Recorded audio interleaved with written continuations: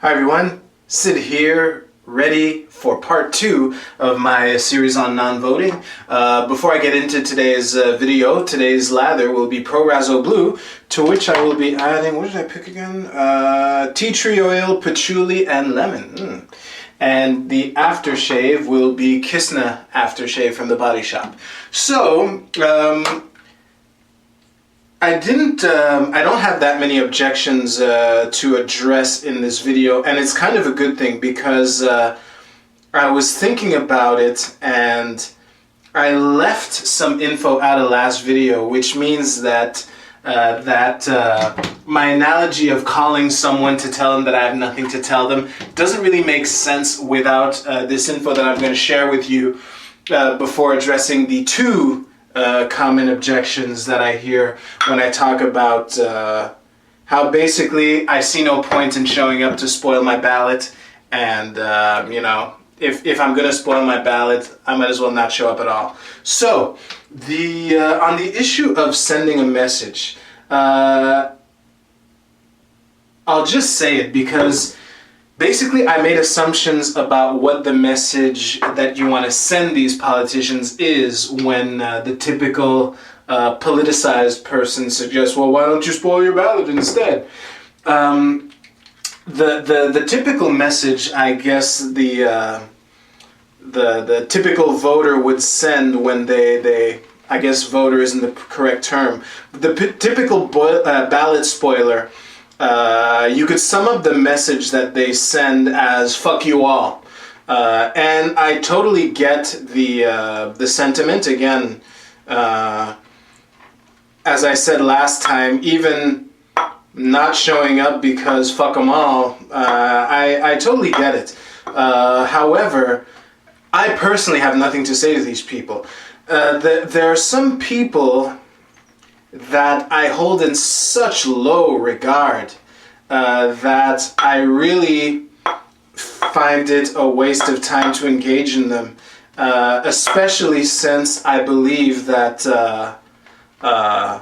politicians don't really listen to the people, and I think that it's a sentiment that I won't go into percentages, but I think enough people agree with that. I'm reminded of a picture I saw a couple weeks ago on Facebook where it's basically two matching billboards. I'm putting everything down. It's basically two matching billboards with politicians, and it says before elections and they're both with their thumbs up, and after elections they're both with their middle fingers up. And the basis behind that joke is at least commonly shared enough to make that picture worth making and sharing. So yeah, I'll be right back with the rest.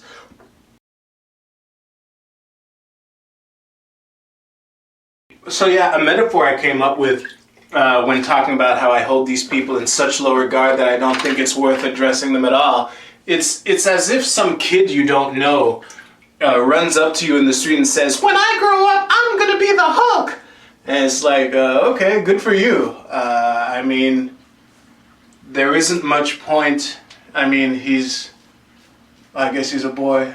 He's gonna, you know, realize that that's not even possible pending major research in radioactivity and somehow not dying when exposed to the rays. But if I found these people were worth engaging in, it might be worth it. The message that I would send is basically, keep your damn hands out of my wallet. There are some things you do that I like having in concept, but I think that they would be done better if other people were allowed to compete with you to provide those services. But really, I have nothing to say to them, and that's where the metaphor of calling someone to tell them that you have nothing to tell them comes into play.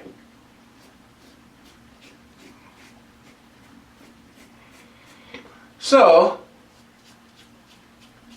if there was confusion in my last video, I apologize for that, and I hope that cleared that up. So, The two objections that I commonly hear, one of them is really short. I don't think it's that much of a deal. The idea of ballot spoiling as a defensive measure to prevent voter fraud. The way I see it,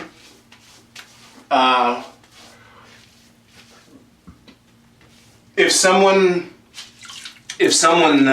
impersonates me and shows up to vote for their guy or woman, statistically a guy, it's not, how can I say this?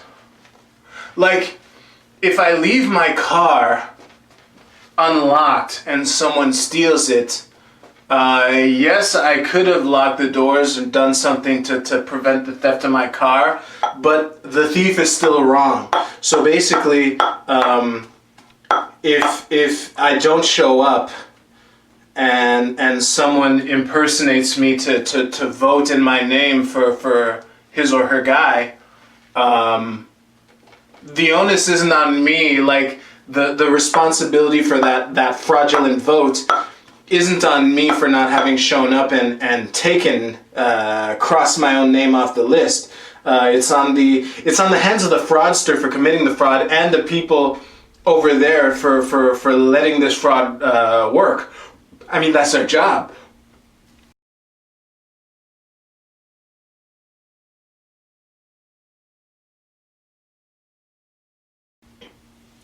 So yeah, I think that's adequate enough. I mean, I don't think my vote is valuable enough to warrant waiting in line just to tell a bunch of liars that I have nothing to tell them.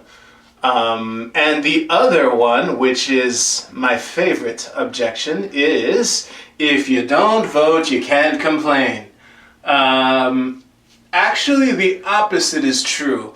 And I hope I addressed this in the last video, is that when you show up, you're basically legitimizing the system, and you're saying that, and this is doubly true when you actually vote for a candidate, you're saying, I agree to play this game, I accept the outcome, and whatever happens, happens. A metaphor I came up with to illustrate this is, it's like going to the casino and losing the farm at the roulette table or whatever, and then saying, the house always wins. Well, yeah, we know the house always wins. What are you doing there if you knew that?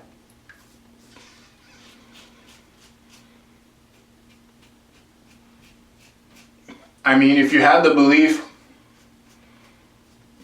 that the house always wins, what are you doing at the table on its own?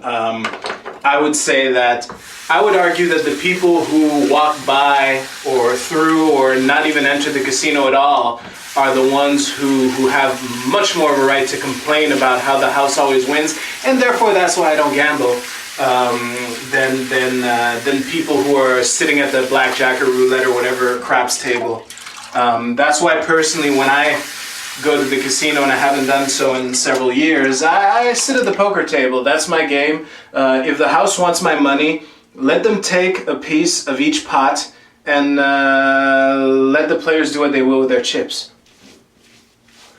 I'm trying to think to see if I have anything else to add to the if you don't vote, you can't complain. Nothing is coming to mind, so worst case, I'll shoot another video to add more comments.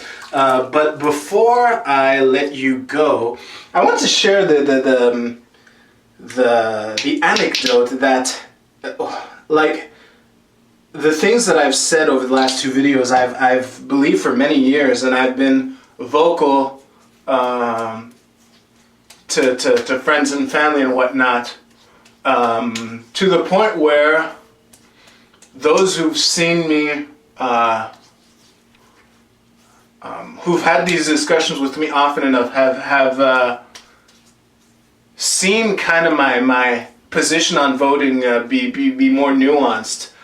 And like, I wouldn't go so far as to say that all voting is pointless. I'm open to the possibility of voting being useful. I mean, if I know in the States it's very popular to vote on propositions and whatnot, and I can see in the abstract something like that being useful.